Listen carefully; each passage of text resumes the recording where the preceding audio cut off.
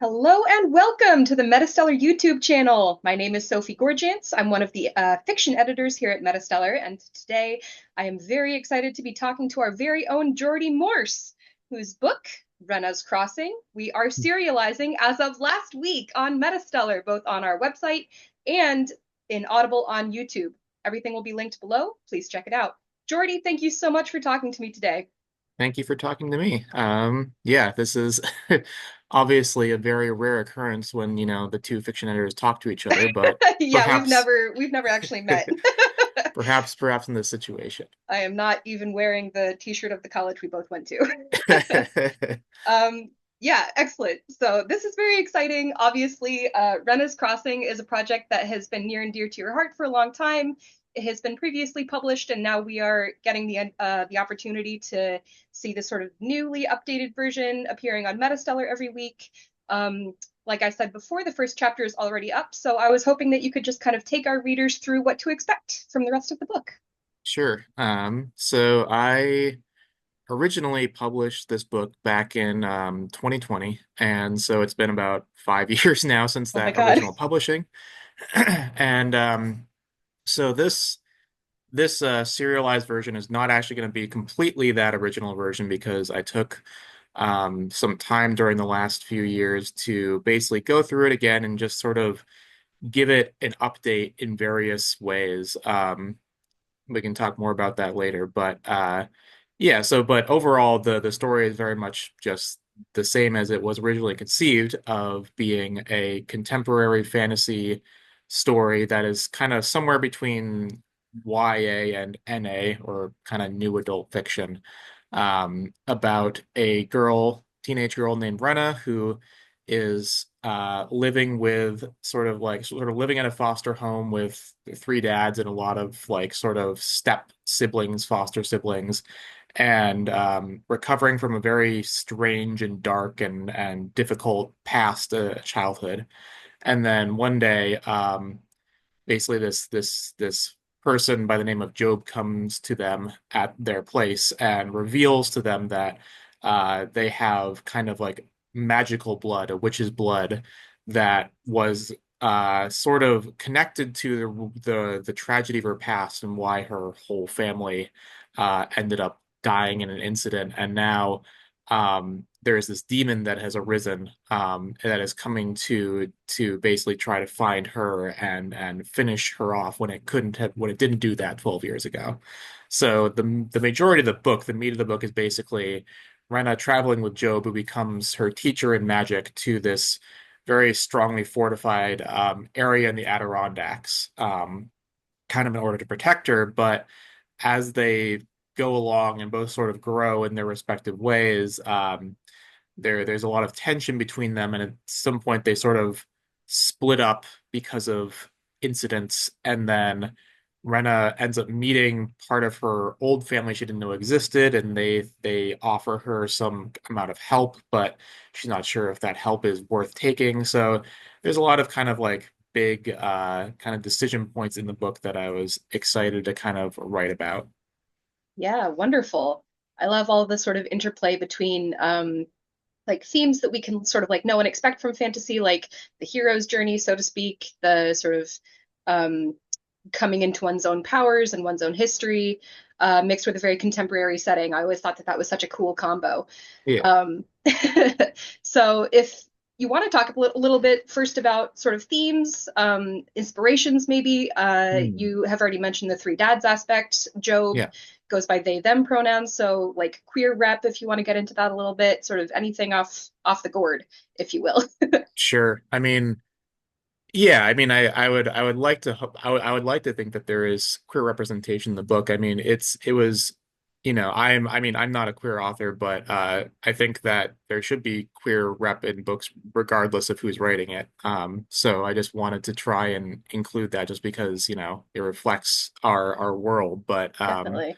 I'm not necessarily trying to make a huge statement or anything. I mean, back when I was conceiving of the book in like 2015, it felt a little bit more,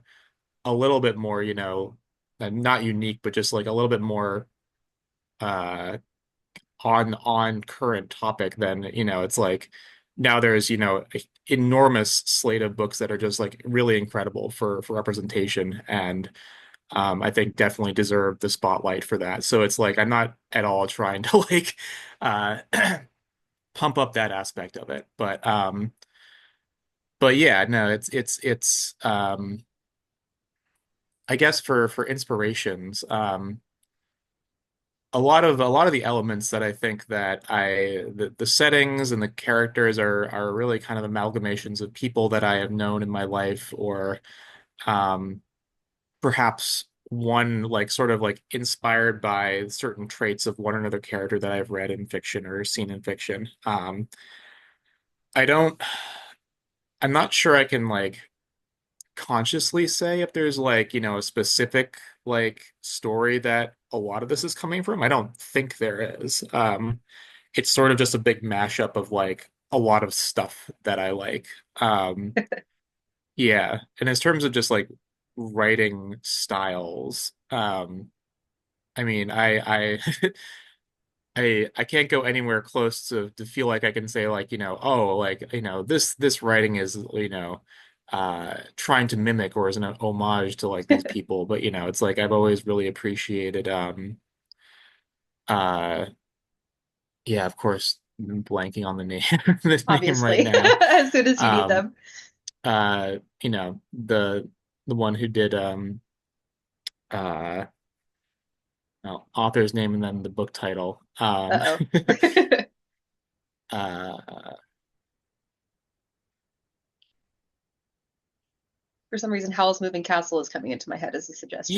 Yeah, that could definitely be. I really appreciated that book. I really appreciate Diana Wynne Jones's kind of storytelling style. I expect Hmm. there's probably some amount of that in there, especially with kind of this um like a central cast with also like a bit of like other characters who kind of also do their own thing Hmm. in and Yeah. out of the story. And I notice your descriptions are also kind of reminiscent of the way she describes things. So I always. Yeah, I think I'm somewhat influenced by sort of older British authors' writing style, which is not is not very in vogue right now. And I Eh. don't I don't think I necessarily do it completely effectively, but it's the kind of thing that I like reading, so I guess it's the kind of thing I like writing anyway.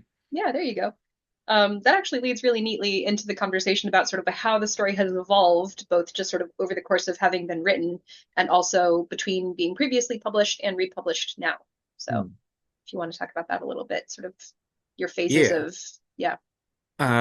Well, when the first one got published, I was really aiming to try and get it published in a traditional sense, which, I ended up doing, but not by like kind of any sort of big publisher. Mm, And I was really working hard towards this idea that, I would find a publisher for the first book, and then the story itself is sort of always been conceptualized to take up three books, the trilogy. And uh, I was just thinking, oh, I'll get a publisher the first book, then I'll just do the second and the third, then, continue onward from there. mhm.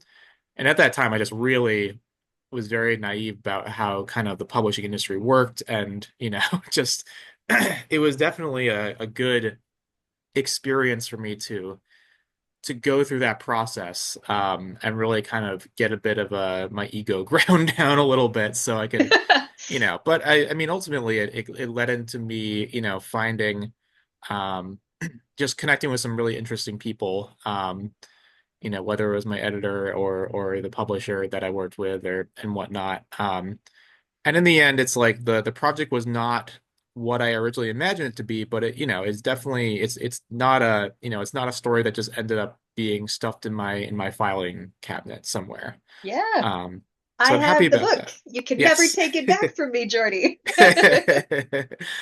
Um, but I guess yeah, there were just when I was kind of like looking through it again, it's just like uh there are things that I sort of looked at and thought that, as I'm growing as a person and as I'm just um like, existing in the world around me, thinking about how the story that still has yet to be written, uh, I don't think that I would have written or I would have finished the same story that I had begun back in, 5 or even 10 years ago now. So Yeah. I really do want to finish the story. That's like kind of the big push for me to be republishing this in the first place. So Yeah. the goal is to have this as a springboard to like really get back into it. And kind of the new version of it is helping me dial into the trajectory that I want to have. Excellent. That's a really interesting point, actually, that sort of revisiting this story is sort of helping you like focus in on where you want the rest of the story to go. Yeah. So that's a very exciting thing. I'm looking forward to reading the second installment.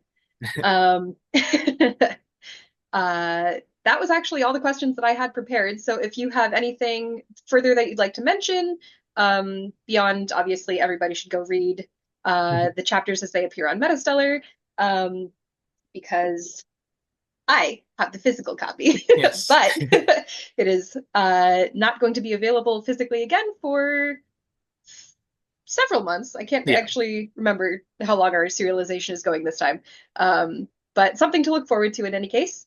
Yep. Um, and if any final thoughts from you? Um, I at first I had been really struggling with the audio recording version of it because I was sort of in this mindset of like, oh, this has to be audiobook quality and it's for people who are going to be listening that way, it is not audiobook quality. But I one thing that I do enjoy doing, actually a lot of times when you and I, Sophie, are kind of doing our bi-yearly like open submission process for MetaStellar, there's a lot Yeah. of just like spreadsheet work.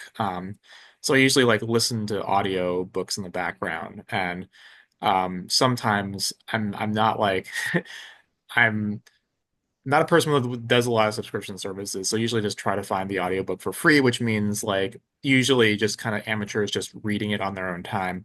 Mhm. And I've actually gotten to like that a lot, kind of in our world where it is very easy to just like take an AI voice and just have it read whatever you want it to read, and it's just sort of Mhm. like completely perfect and very flat and robotic. It's like there's actually something very nice about actually hearing a real person reading a book and sometimes like making little mistakes or just sort of Mhm. like seeing what affects they give certain characters, or it's a really interesting connection I found. There's this person who I was listening to one of the books, I think one of the first books of Dragon Riders of Pern, Mm. and there's just this woman on YouTube. I can probably shout her out. Christine S, I believe, is her channel. That she just basically reads all of her favorite fantasy books, and it's just like, just like a really nice, cozy thing.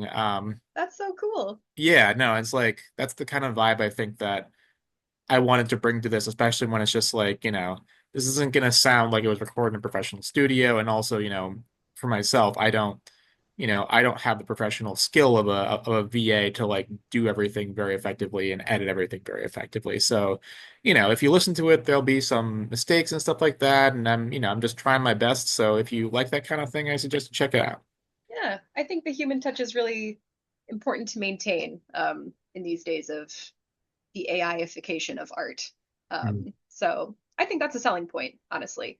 Um, and with that, I think we've hit the end of our time. So, Geordie, again, thank you so much for talking. Not that we never do, but and to everybody else, thank you so much for watching. We have been the fiction editors at MetaStellar. Please check out the first chapter of Renna's Crossing. Again, I have the book. You have to read it on the website. The links will all be below, and we look forward to talking to you again soon. Take care. Thank you so much.